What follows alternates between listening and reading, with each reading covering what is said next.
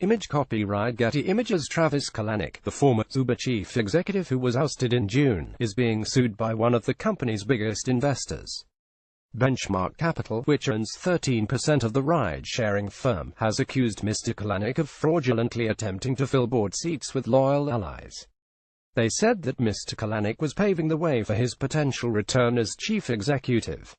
A spokesman for Mr. Kalanick called the lawsuit completely without merit, clearing a path. An illegal filing obtained by Axios. Benchmark's lawyers allege that Mr. Kalanick sought to entrench himself on Uber's board of directors and increase his power over Uber for his own selfish ends.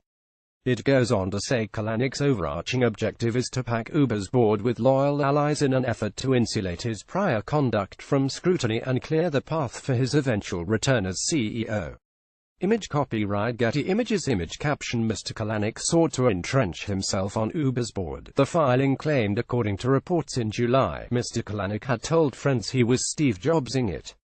This is a reference to Mr. Jobs being kicked out of Apple in 1985, only to triumphantly return as chief executive just over a decade later. The lawsuit demands that 3 extra board seats at Uber, added by Mr. Kalanick in June last year, be removed.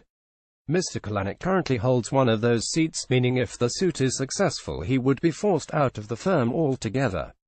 The other 2 extra seats are currently vacant. Uber troubles. Mr. Kalanick was forced out as chief executive after a wave of scandals hit the company, including investigations into sexual harassment, gender discrimination, and what was described as a toxic workplace culture.